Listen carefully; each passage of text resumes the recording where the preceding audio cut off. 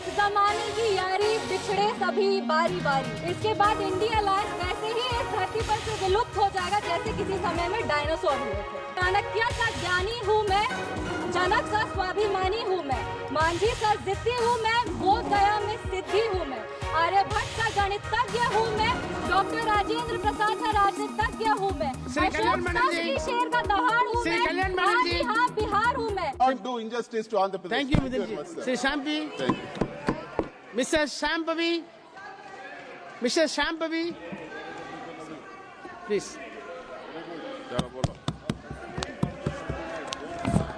No, your turn will come from your party.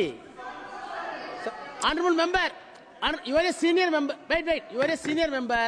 If you want to react for each and every member from the treasury benches, we cannot conduct the house. Please. Whatever be the allegation made by him can be counted by other member in your alliance. Please. धन्यवाद सभापति महोदय। I will look into.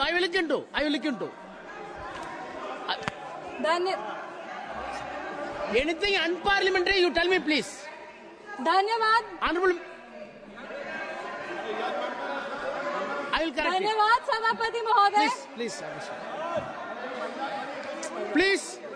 धन्यवाद सभापति महोदय। आज अपनी party लोक जनशक्ति party की तरफ से इस आम बजट के समर्थन में अपने पार्टी का जो पक्ष है उसको रखने के लिए खड़ी हुई हूँ।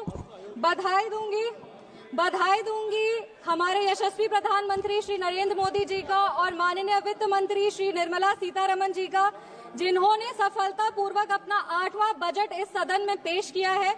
पूरे बिहार की ओर से उनका आभार व्यक्त करूंगी, वित्त मंत्री का आभार व्यक्त करूंगी कि जब वो बजट को इस सदन में प्रस्तुत कर रही थी तब वो बिहार की बेटी पद्मश्री दुलारी देवी द्वारा जो उनको मिथिला पेंटिंग की साड़ी भेंट की गई थी वो पहनकर वो अपने बजट का भाषण दी थी। इससे बिहार का गौरव, बिहार का सम्मान बरकरार रहा है।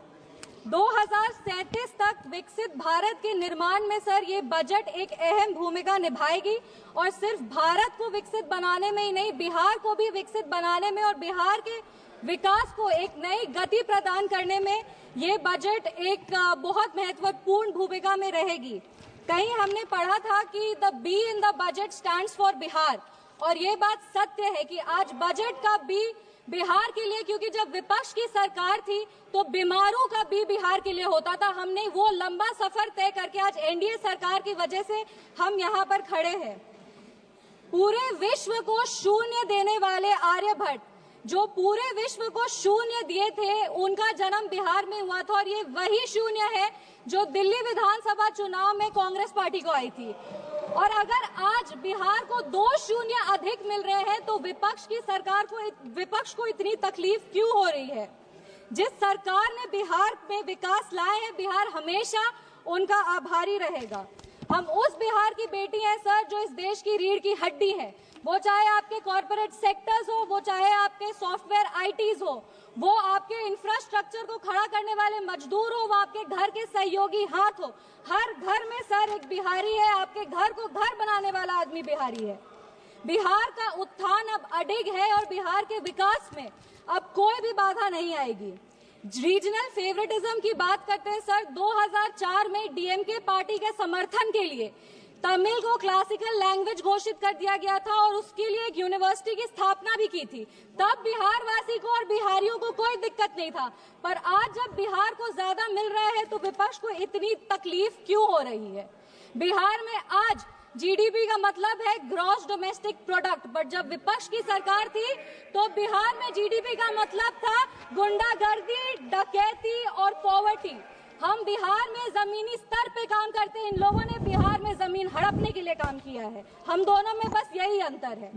संविधान विरोधी कहते हैं और नेता प्रतिपक्ष भी जब राष्ट्रपति अभिभाषण के धन्यवाद प्रस्ताव में बोल रहे थे तो जितने बार उन्होंने भारत का नाम नहीं लिया था उससे ज्यादा वो चाइना के बारे में बात कर रहे थे।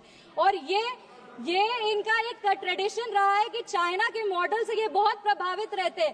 नेशनल एडवाइजरी काउंसिल भी चाइना से प्रेरणा लेकर के ही स्थापित की गई थी।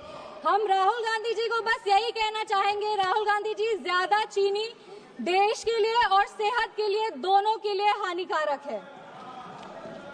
इंडिया अलायंस को देखते हैं सर तो एक गाना याद आता है। इंडिया अलायंस को देखते हैं तो एक गाना याद आता है, देख जमाने की यारी बिछड़े सभी बारी बारी। और Bihar election will be the last nail in India alliances coffin. इसके बाद इंडिया अलायंस वैसे ही इस धरती पर से विलुप्त हो जाएगा जैसे किसी समय में डायनासोर हुए थे। अगर हम बजट की बात करें तो वित्त मंत्री जी ने 50 लाख करोड़ का बजट दिया है, जिसमें 11,21,000 जो है वो कैपिटल एक्सपेंडिचर है। ये हमारे देश के निर्माण में एक अहम भूमिका निभाएगी।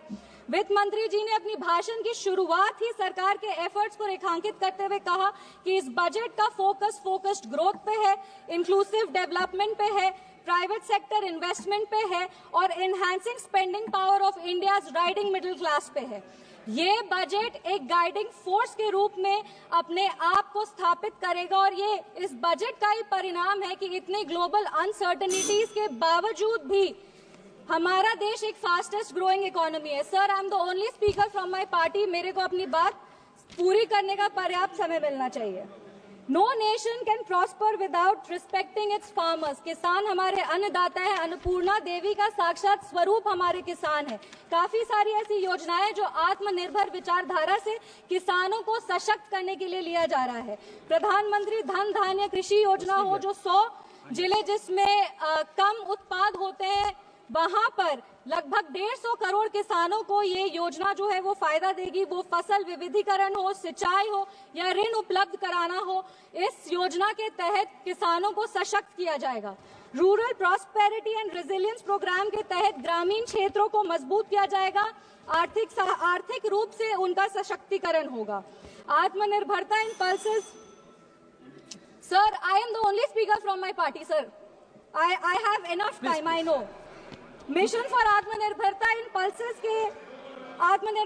पल्सेस के तहत तूर, उड़द, मसूर दाल जैसे जो उत्पादन है उसको भी पूरा किया जाएगा। आप कम समय दे रहे इसीलिए हम फोकस पे आते हैं। दलितों का उत्थान के लिए सरकार ने क्या काम किया।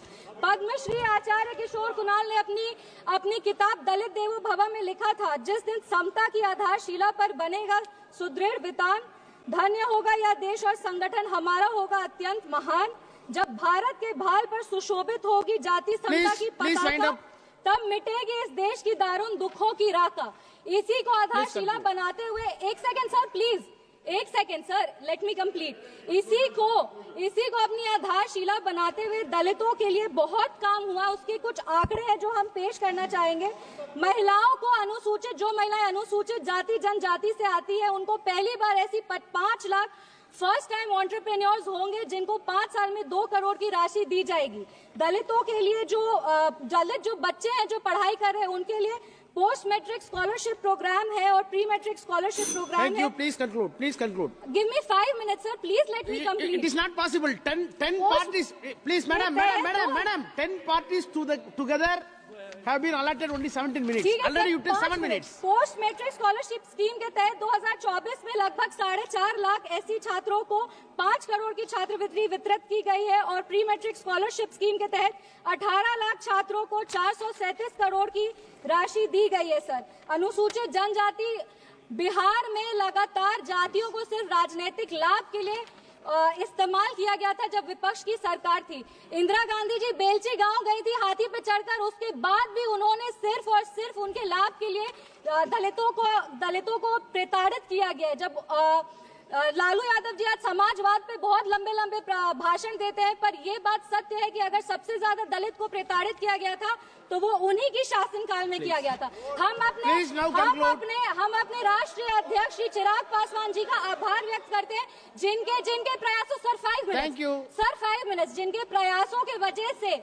आज निफ्टन जैसे जो इंस्टीट्यूट है वो बिहार में आ रहे हैं और आने वाले समय में बिहार ईस्टर्न हब में एक जो फूड प्रोसेसिंग है उसका एक नोड बनेगा। आईआईटी पटना को विस्तृत किया जाएगा। Sir 2 minute. Thank you. Sir please 4 पंक्ति पढ़कर हम अपने वाणी को विराम दे रहे हैं। सर, बिहार के गौरव को और बिहार की जो इतिहास रहा है उसको बार बार इस सदन में उछाला जाता है। बिहार के खिलाफ कई सारी बात विपक्ष कहते हैं। 5 पंक्ति सर हम पढ़ेंगे। चाणक्य सा ज्ञानी हूँ मैं, जनक सा स्वाभिमानी हूँ मैं, मांझी सा जिद्दी हूँ मैं, बोध गया में सिद्धि हूँ मैं, आर्यभट्ट सा गणितज्ञ हूँ मैं, डॉक्टर राजेंद्र प्रसाद सा राजनीतिज्ञ हूँ मैं, श्री कल्याण बनर्जी, की शेर का दहाड़ हूँ श्री मैं, कल्याण बनर्जी, हाँ बिहार हूँ मैं, मिथिला की मिठास हूँ मैं, वैशाली का इतिहास हूँ श्री मैं, कल्याण बनर्जी, मगध का nothing will go on record except Kalyan Banerjee. साम्राज्य Thank you, Chairman, sir.